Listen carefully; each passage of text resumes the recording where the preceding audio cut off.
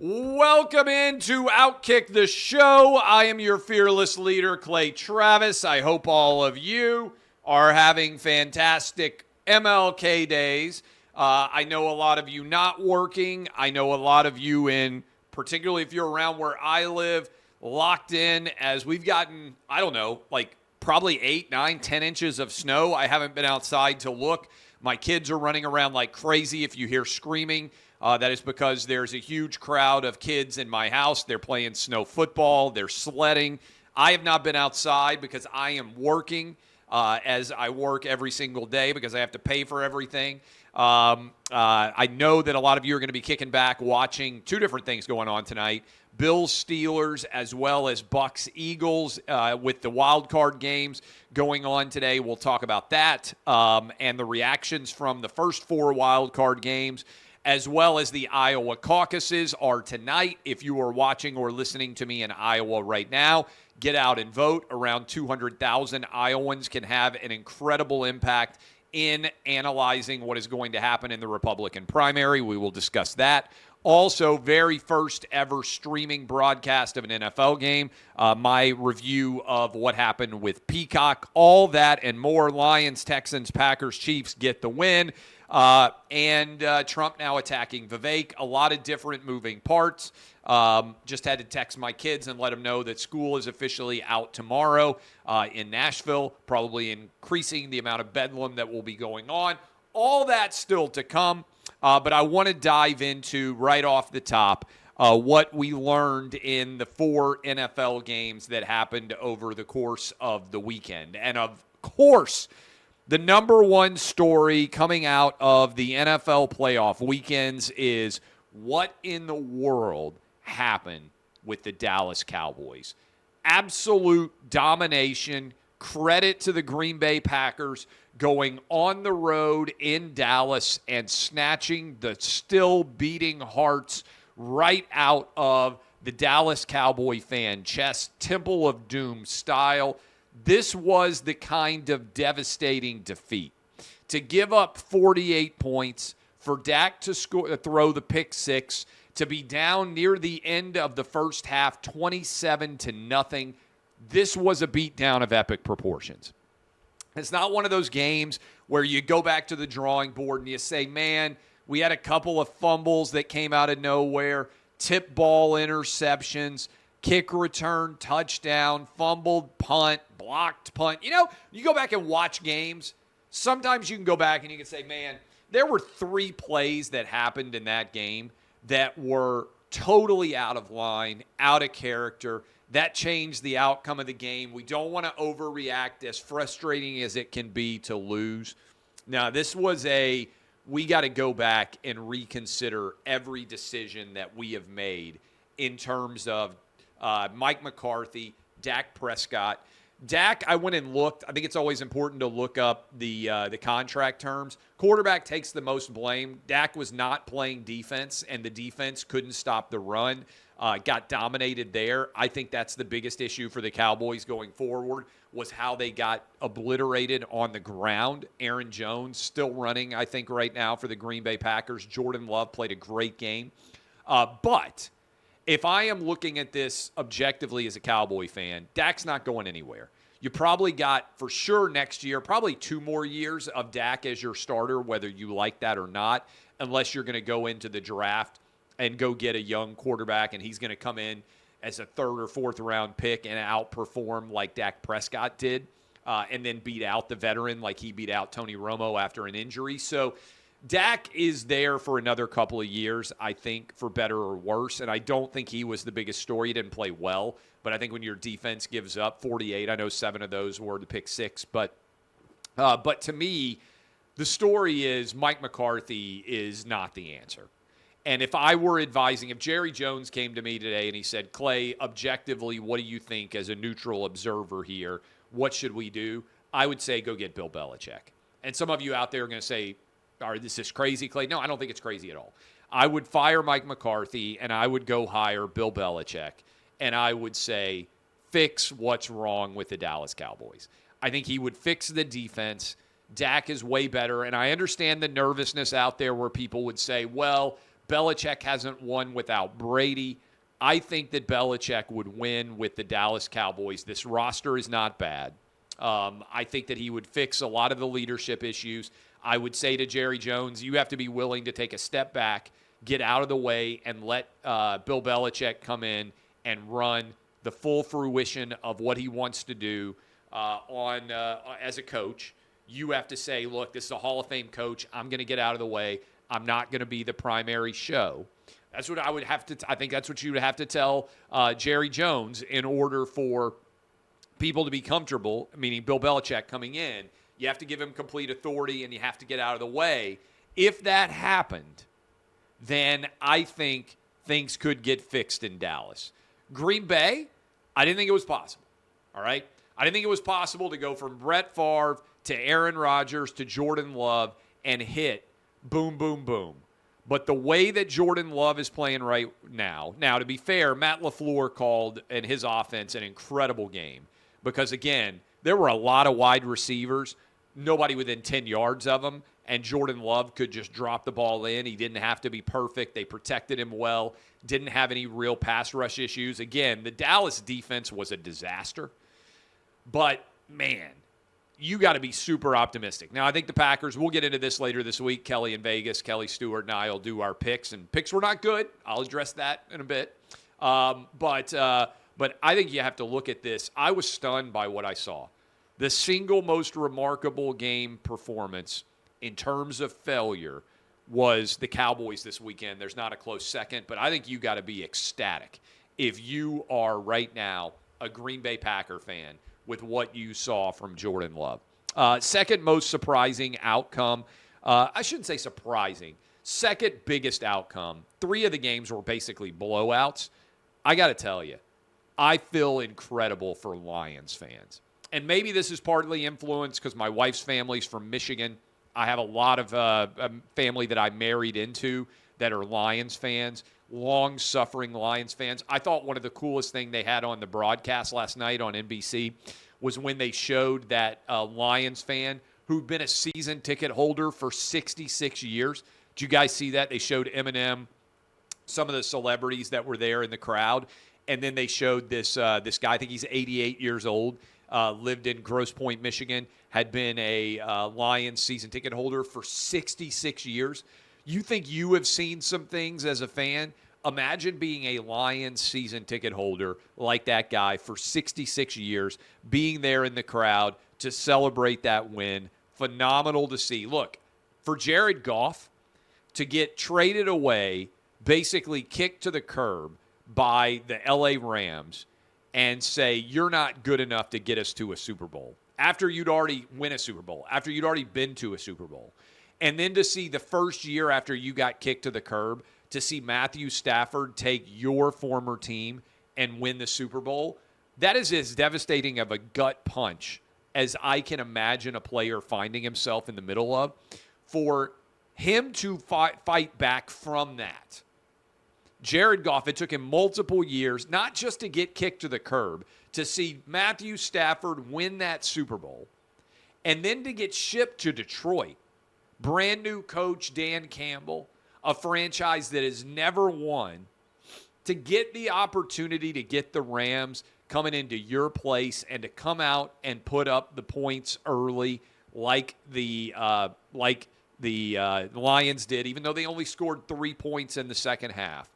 To manage to hold on there and get the win, I think that's worth multiple wins. It's why I think the Lions are going to beat either the Eagles or the Bucs, whichever team they draw tonight. And I think the Lions are going to advance to the NFC Championship game. I think they'll probably have to travel out to San Francisco, but I think the Lions are going to win 2 playoff games, which would equal the number of playoff wins they have won since the 1950s. But that's getting a little bit ahead. Incredible performance. Hey, I thought Matthew Stafford was great. Puka, they couldn't defend. Greatest rookie year performance ever. And look, Sean, the degree to which the Rams have gone back and they have remade that roster. You have to be, I think, really ecstatic given the youth that Rams roster has for Sean McVay going forward. I know Matthew Stafford, aging quarterback, feels like he still has a couple of years left. Brutal hits he took during the course of that game. Aiden Hutchinson, they couldn't block him.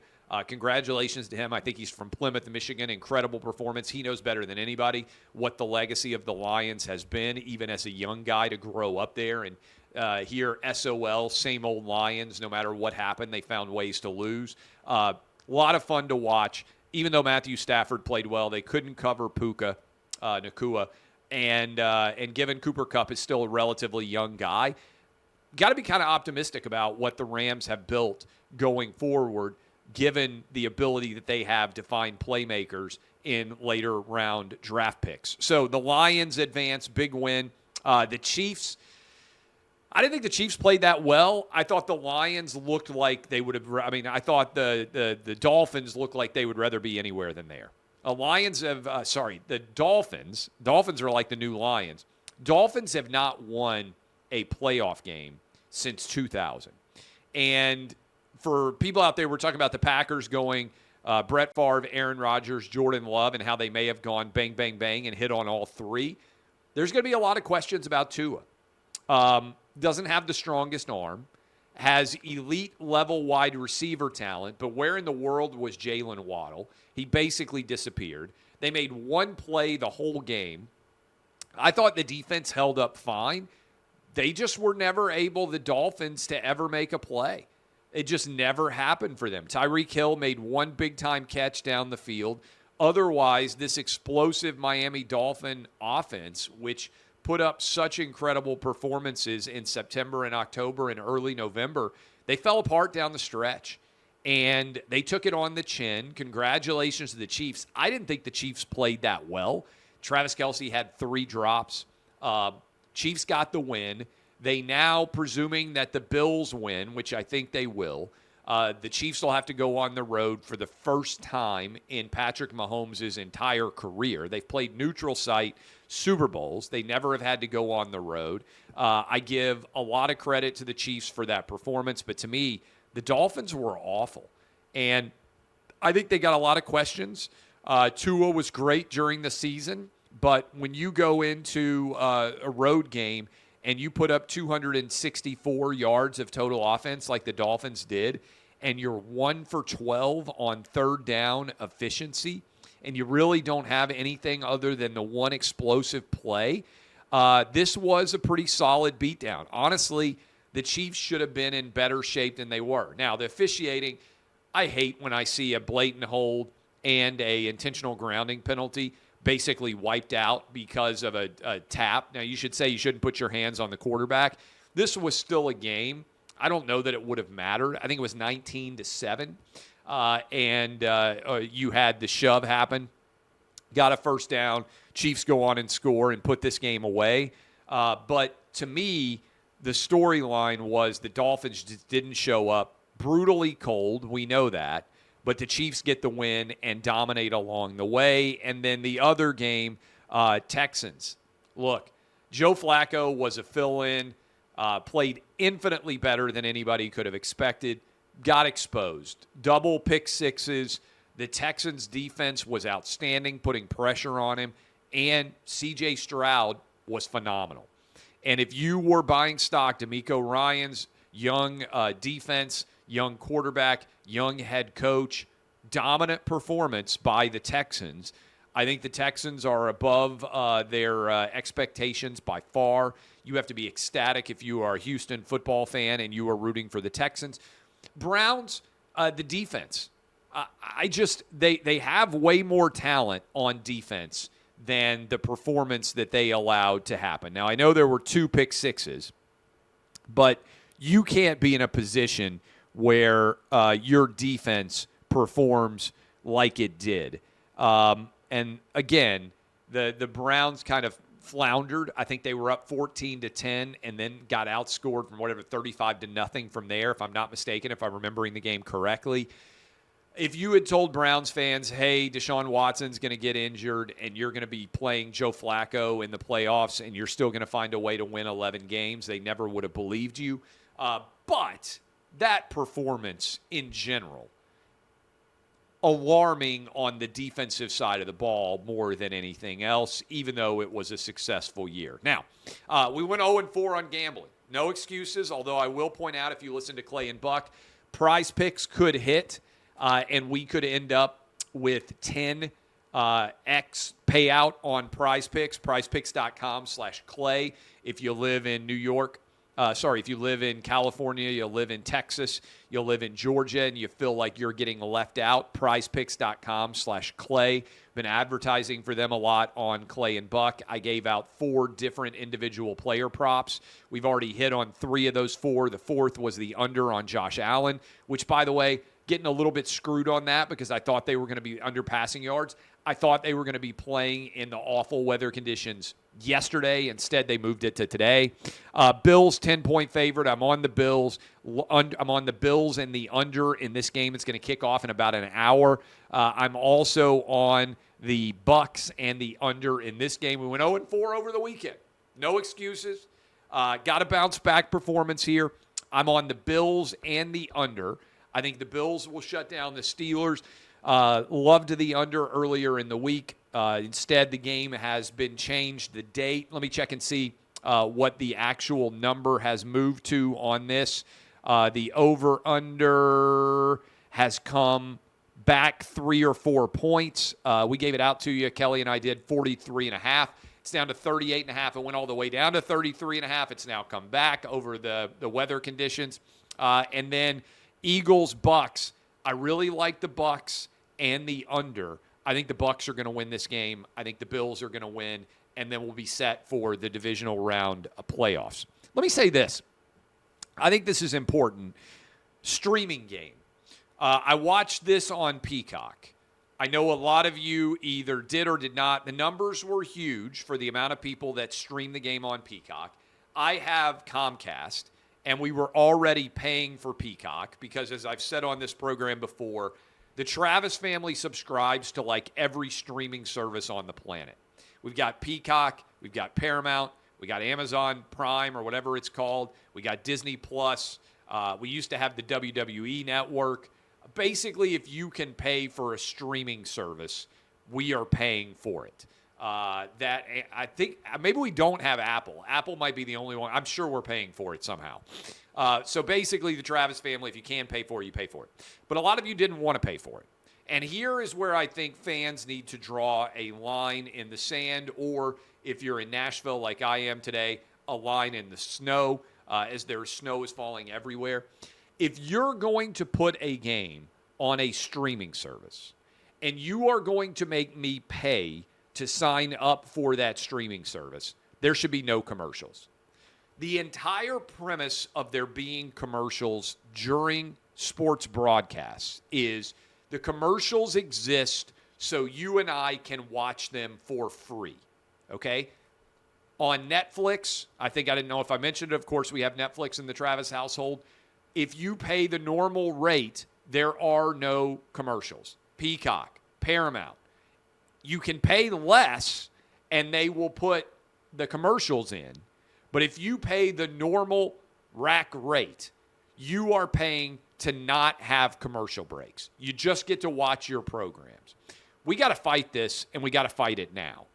If you want to put games on Peacock or Paramount or Amazon or anywhere else, in my opinion, those should all be commercial free. Now, I'm not saying you can't do reads and say, hey, watch this, or put up ads that run in between commercial breaks, like they usually do, right? The reads that you would have an announcer make.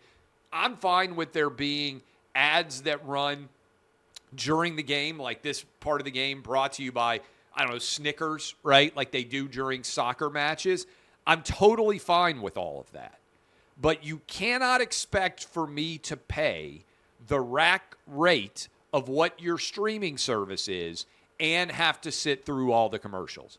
And a lot of sports fans aren't making this connection because the game just looks similar, but we have to draw a line in the sand, a line in the snow, and say, no, this is unacceptable. And I think, honestly, there's going to be lawsuits. Let me go ahead and give you a prediction.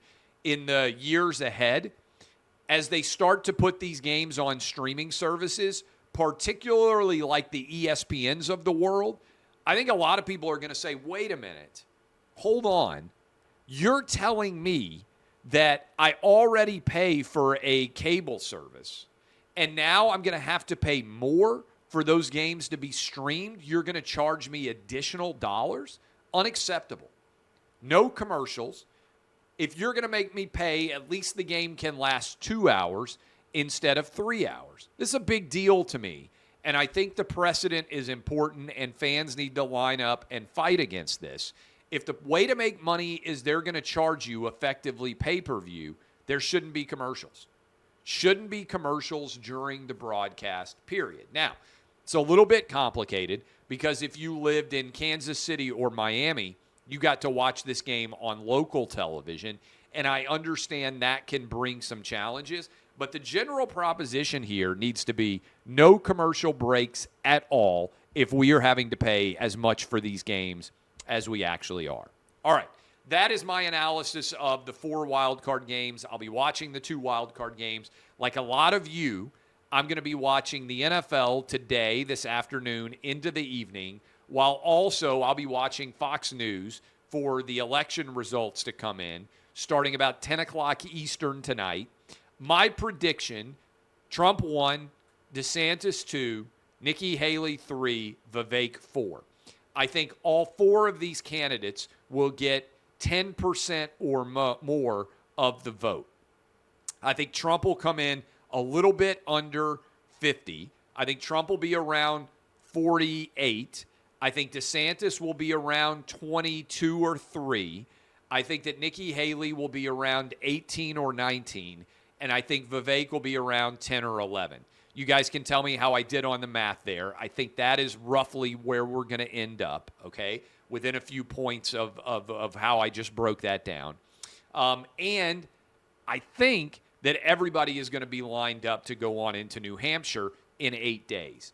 I think Trump has a very good chance of winning both Iowa and New Hampshire. I can't wait to see actual voters. Again, encourage everyone in Iowa to get out and have your voice heard, because we've been talking for the last year, basically, about all the different polls that are out there. None of them will matter starting tonight. It's like when a game starts, the line doesn't matter, predictions don't matter, all the talk doesn't matter. What matters is happens actually between the lines. That's my prediction, though, of how things are going to go. I think Vivek is coming up a little bit. Why do I think Vivek is coming up a little bit? Because Trump started to attack him. I think that Nikki Haley is going to be really set up well in New Hampshire. Part of the question is going to be how many Democrats flip over and end up supporting her tonight. But this is an exciting night. Double wild card games. Craziness here. As I'm speaking to you, the snow's still coming down. I'm going to go downstairs and try to keep my kids from all going crazy because they got a snow day tomorrow. It's probably going to be a late night in the Travis household. I'm not going to be able to get anybody to sleep. We're going to be watching all these games. But we appreciate all of you. Be back tomorrow breaking down all of this. Again, I'm on the Bills and the under. I am on the Bucks and the under. We need some wins after an 0-4 weekend. PrizePicks.com/Clay positive. If Josh Allen throws for under our number, we'll get a 10-1 payout there. Gave that out on Clay and Buck. I appreciate all of you. Going to be a lot of fun to see how this number comes out. Tomorrow, we'll analyze Iowa. We'll analyze all of the results that came out. Let me just remind you, Fani Willis came out and spoke at an Atlanta church and said she's not perfect. This is a big story. I think the entire Atlanta criminal prosecution of Donald Trump is collapsing. Fani Willis tried to play the race angle. She said, the only reason people are paying attention to this is because I'm a black woman and the guy I hired is a black man. BS. Nobody cared about the race here at all. The allegation is that you paid $650,000 to your lover and broke up his marriage. This would be a big story whether you're white, black, Asian, or Hispanic. If you employ your lover and pay him $650,000 in taxpayer money, I'm sorry, this is a big story no matter what your race is, no matter what your political party is, I believe this is ultimately going to lead to the collapse of the Georgia investigation, and I think there may be criminal charges that end up being brought against Fani Willis and other members of her investigatory team. All right. And by the way, this could be the thread that unspools and reveals all of the collusion that's been going on in the Biden White House surrounding their attempt to try to put Donald Trump in prison and or remove him from the ballot. The argument that they weren't involved is one of the biggest lies I can possibly imagine. Of course Biden is involved. You have to be an absolute imbecile to believe that he's not. All right. Can't wait for the Iowa results. Can't wait for Bills Steelers as well as Eagles Bucks. I am Clay Travis. DBAP unless you need to SBAP. This has been OutKick the Show. I will see you guys tomorrow breaking down the rest of Wild Card Weekend and the Iowa caucuses. If you're in Iowa right now, I know it's frigid. I know it's going to be a freezing, absolutely cold night. Get out, make your voice heard, cast your vote. I will see you guys tomorrow.